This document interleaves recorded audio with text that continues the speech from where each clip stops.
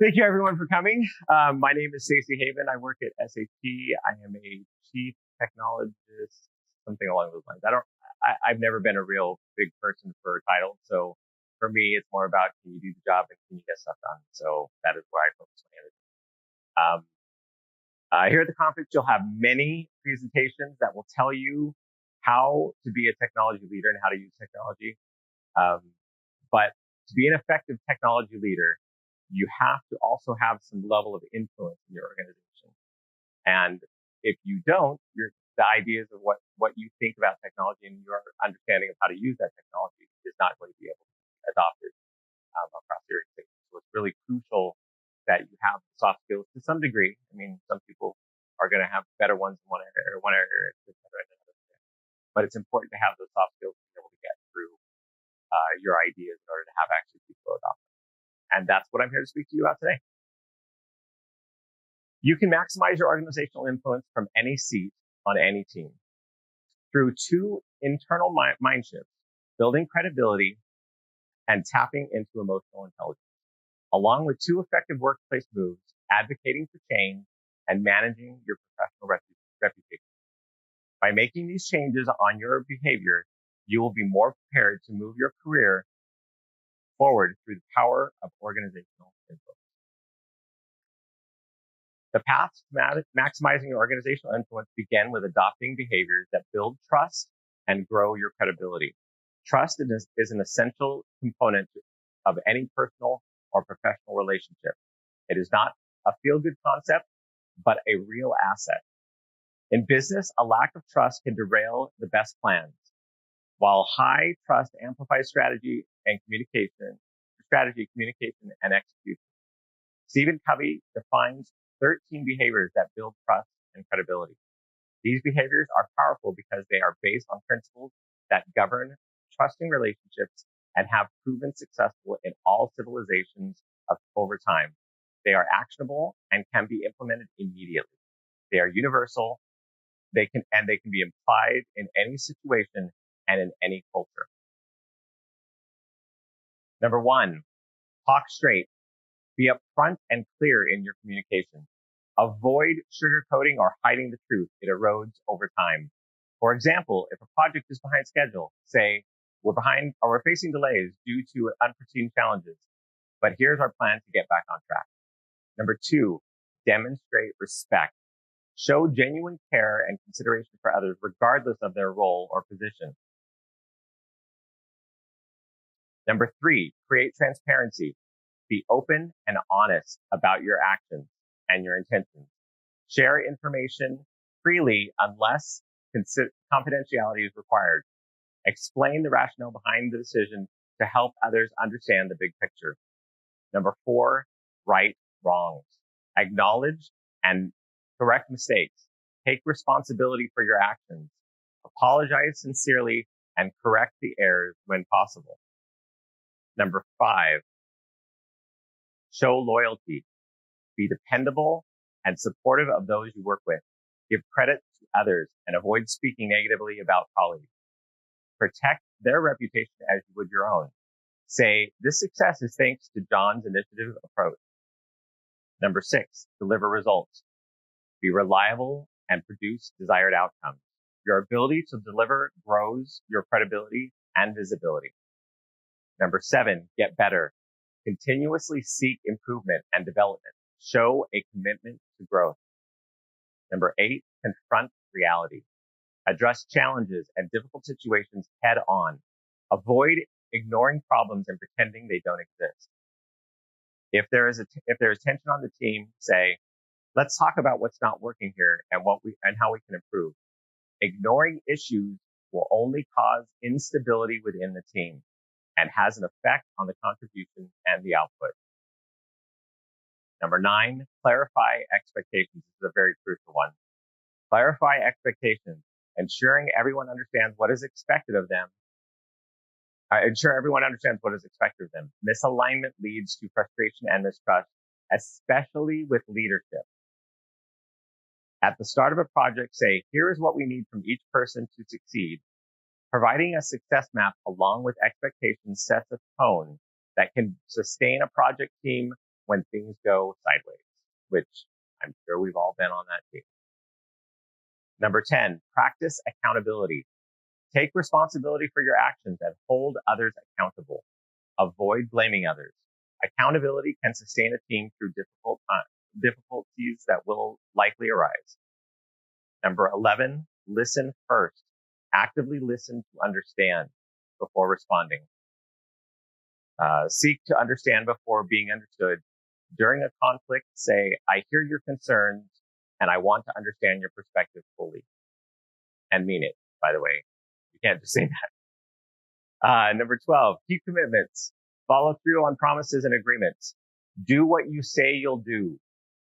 That one is probably one of the more crucial ones. Clearly, it depends on the team and what you're dealing with, but I would say if you can't keep commitments, make certain you at least give the visibility of what's going on. Number 13, extend trust. Give trust to others even when it may not be, or even when it may be risky. Give people the benefit of the doubt and empower them to succeed. Delegate a challenging task and say, I trust you to handle this and I'm here to help support you. These 13 behaviors, if practiced, will help you build trust with those who you depend on for your success in the shortest time possible. These are the building blocks to strong professional relationships and the foundation to maximizing organizational influence. Your level of emotional intelligence or lack thereof will be the critical factor in your ability to influence across your team and within your organization. Your emotional intelligence, otherwise known as EQ, is your ability to understand, manage, and use emotions to communicate with and relate to others effectively. Emotional intelligence has quickly become one of the most important topics in psychology and business. While understanding technology is crucial, your EQ will have a large impact on your ability to relate your knowledge across your team and get buy-in from management. Professionals with high EQ can communicate to others effectively, provide balanced feedback, lead others through ambiguity. Through the use of humor and those that are able to use humor and build rapport while reading and responding to the needs of others can remain optimistic and even help in the face of difficulty. Today, I'm going to share a few pitfalls our ego can trap us in and how your EQ can help you bounce back. Everyone needs to hear the truth, even if they don't like the message. Ask yourself, how am I doing as a leader, as a colleague? If you take the fact that you don't receive much feedback as a sign you are doing a good job, you have fallen into an ego trap. Begin to recognize your first defensive impulse when given feedback. Then ask open-ended questions to help round out what they are trying to tell you and thank them for sharing their feedback with you. You may find yourself overvaluing your technical skills, industry knowledge, or field expertise. You might feel being a subject matter expert is enough, and that excuses you from wasting your time accommodating people. Or you may listen in meetings for chances to jump in and share your expertise so you can be the fixer. Observe these impulses within yourself and how they affect others. Identify what your team really needs from you to succeed. You don't have to be the first to jump in with an answer. When you hire others to build product teams consisting of people who live on your wavelength, you're unintentionally creating a support system of people who are not equipped to challenge you, to question your way of thinking, or to offer you a different perspective and direction. If challengers are seen as not team players, and if your decisions are made quickly and easily with minimal challenging viewpoints, you may be surrounded by youth. You can start by requesting opposing viewpoints and discussions. Just because others don't react exactly as you might, you shouldn't disqualify their contributions. Micromanagers exist in leadership roles as well as in product teams. Do you find yourself always getting involved, even seemingly minor details for just peace of mind? Ask yourself, is my involvement slowing things down? Have I delegated to someone? Have I delegated this to someone, but I am still too engaged? Learn to let small details go and work on trusting your team. Here's a good rule of thumb. In a well-executing team, a team member should expect 30% of the critical details and then be responsible to fill in the rest. If you are unsure if it is okay, ask for feedback. As a team member, asking for more feedback. Not knowing how your actions affect others is one of the biggest mistakes you can make. It is important to try to avoid the following: shifting priorities arbitrarily, feeling hot about a project one day and cold the next, making everything a priority at once so that nothing is a priority, calling last minute meetings. All of these behaviors and others can get in the way of meeting your long-term goals and cloud the team's company and the company's vision. Make it a habit to question whether your interests are primarily internally or externally focused to increase the weight and emotional intelligence of your interaction. Change is difficult for most of us. Become an agent of change and you will occupy a unique position within your organization. If you are effective at assuming this role, you will have the ear of top management and at the same time be a trusted figure among your colleagues.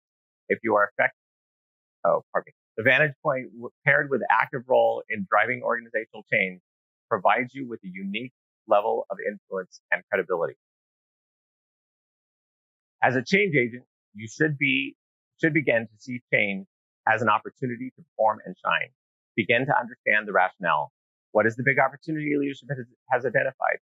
Do you know how to articulate and communicate the fire behind it? Then search to identify a sense of urgency. What are the stakes if the organization succeeds in implementing this change? What are the consequences if it fails? Go deeper and seek strategic vision. What about the strategic vision is motivating? Can you see how the future will be different from the past? What are the steps required to make this make the future a reality? Ask questions and provide feedback to decision makers. Seek to understand by asking clarifying questions. Provide thoughtful feedback focused on solutions. View possibilities through the eyes of the whole versus yourself as an individual. Support the guiding coalition. Who is in charge of the change? How many functions are involved? How many levels of organization will be affected? Are you willing to work across the hierarchy with the people at all levels and functions to support the change? Empower others to act. Lead your coworkers in understanding the common opportunity. Focus everyone in the same direction. Advocate for your coworkers to gain training and resources necessary for the change. Help remove the obstacles or barriers that might prevent people from taking action and celebrate wins. Managing up refers to the practice of proactively managing your relationship with organizational leaders above you. It is accomplished by understanding their priorities, communication style, and expectations, and aligning your work to effectively support their goals. This practice will be key in maximizing your organizational influence. Your relationship with your direct supervisor is one of the most important, if not the most important relationship at work. A crucial step in managing up is to change your way of thinking about your supervisor. Think of your supervisor as a customer, and you will make and grow your career. Ask your supervisor questions like, what are the goals for our team? What do I need to achieve in the next 30, 60, 90 days? Do you like to receive details separately or in big picture information? Do you want to receive information in bullet form or paragraph? Professional athletes would never go out on the court or the field if they didn't know the rules of the game, and you shouldn't either. If you don't know how your performance is being measured and what a good job looks like, you might need to ask your supervisor his expectations, and then again, you might not. Or you might meet your supervisor's expectations, and then again, you might not. And will we track, and how will we track and measure success? These are the questions you should be asking. What does a good job look like?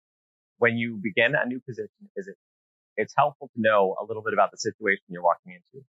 Consider saying, tell me about the person I'm replacing. Consider saying, or if the role is new, ask why it was created. Find out what work your boss wants you to focus on and what to avoid getting drug into. Ask what you should know about the team culture and how it feels about and how the team feels about your role. Ask who you should meet with and what meetings you should attend. At some point, you'll get passed over for a promotion or a project, and no one will tell you why. Why should they? There is little incentive to deal with you if you're defensive, and it's easier to say nothing. The response is the lack of information that gives you no ability. The lack of response gives you no information to manage your career. It is easier. The easier it is to give you feedback, the more feedback you will receive. The harder it is to give you feedback, the less you will get. So identify 2 or 3 people in your life who care about you, who you can trust. They might work with you now, or they might be past colleagues. Tell each person individually that you want to know more about what you're like to work with. Then ask them 3 questions. What is the first impression I make? What am I like to work with? What do people say about me when I'm not there? It takes courage to ask these questions, but learning the answers could be a pivotal moment in your career. We all make mistakes and need to manage the recovery. When you realize that you've made a mistake, pick up the phone and tell the person live as soon as you know. Don't wait. Apologize and work on develop a solution. Be part of the process. Don't give a bunch of justifications of what happened. Say something like this: I realize I sent you a report with the incorrect information. I am so sorry. I'd like to work with you to make it right. Here are a couple of ideas of what we can do. Maximize your organizational influence through managing up leadership, gaining clarity on performance expectations, and managing your professional reputation.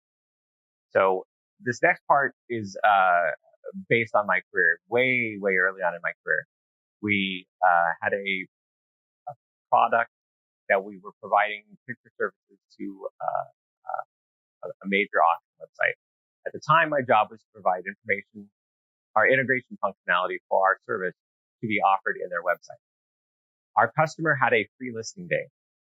So for 24 hours, their services and ours were free to the listers. On the free listing day, my company's service for image hosting were unavailable. So out of 24 hours, they were unavailable for 11 hours and 15 minutes at that time. Due to an increased load internally, due to the increased load, and there had already been a team working on a new version, but it wasn't slated to actually be released for another 6 months.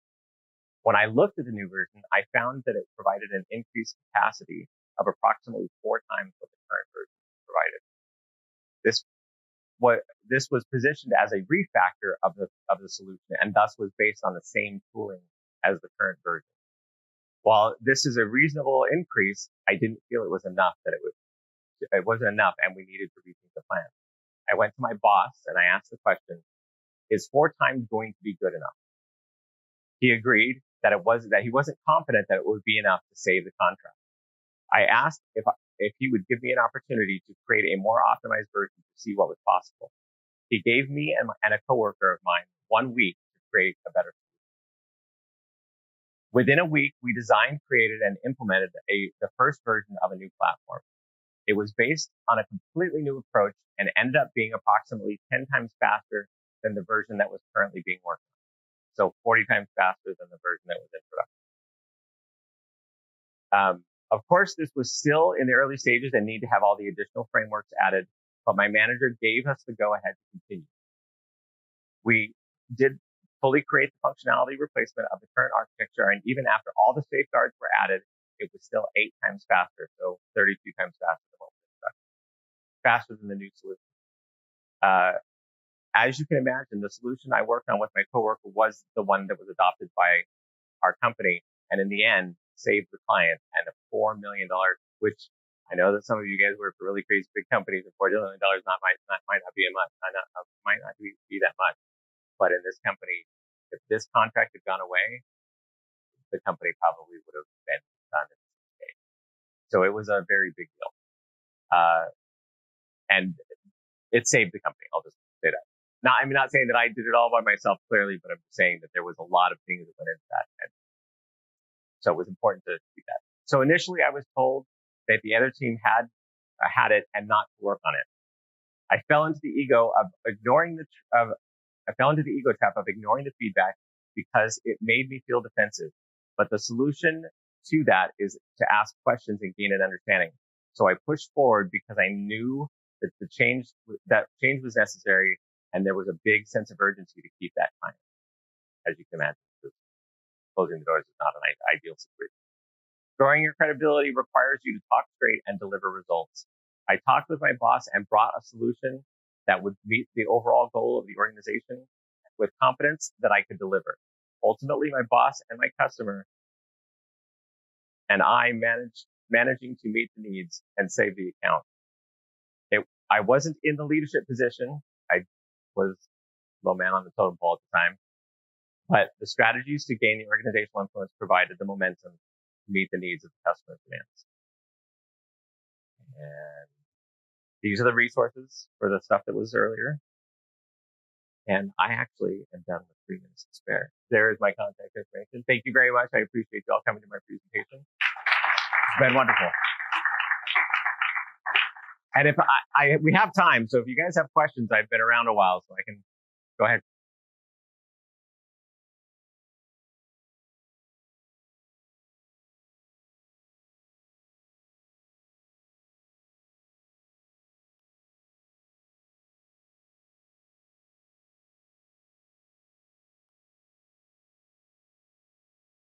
I thought one of the hardest parts is the adoption of new technology, particularly for organizations that are not used to it. And obviously in dev, I've been around a long time.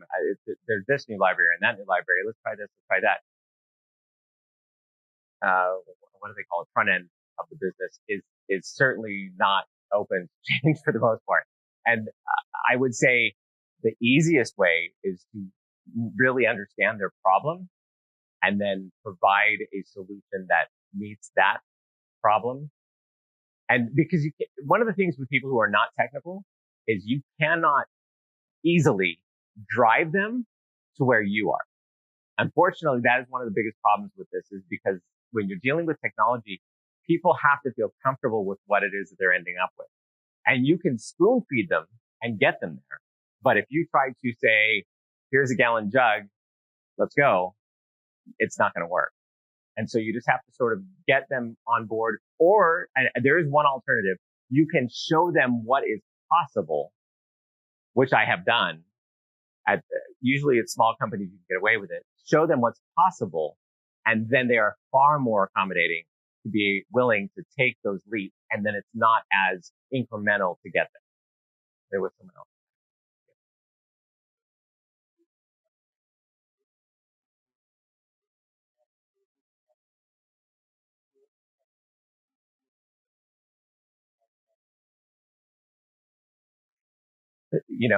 I'll be honest with you, it comes down to priority. And I would say one of the biggest difficulties in dev in general is prioritization, is knowing, and not to say, I'm going to probably word this a little bit bluntly, knowing what's not important versus what is important. Your ability to be able to differentiate that, particularly, so let's say you're in code and you're writing something and you're coding something. If there is something where you're like, there's this one bug, and if I do this, it will probably take me another, 3 or 4 days, but I just don't have that time, it's not important. And you've got to be able to prioritize on the fly. So in the same way, when when questions are coming into you, you have to be able to prioritize. And not to say that you're going to say that it's not important, but you need to give them the comfort that you're not ignoring them, but also not going to address the problem. And that, to be honest, that's where those soft skills come in, is the ability to be. So I don't remember who said it. There's a really, really well-known phrase. Diplomacy is the ability to be able to tell somebody to go to where Satan lives. I'm not going to go into detail. and have them ask for directions on the way up. That is what you need to be able to do. And I'm not going to say it's easy. It certainly isn't. And it will take a long time for you to be able to get there. But mastering that skill is crucial, particularly in tech, because people don't understand all of that. I know I'll be done in one.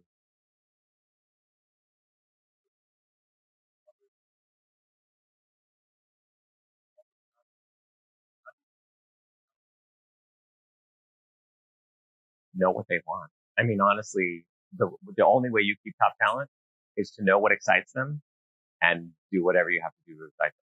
Some people just want to learn new technology, and it may not even necessarily be what they're actually implementing at that time. It may just be something that they're able to work on.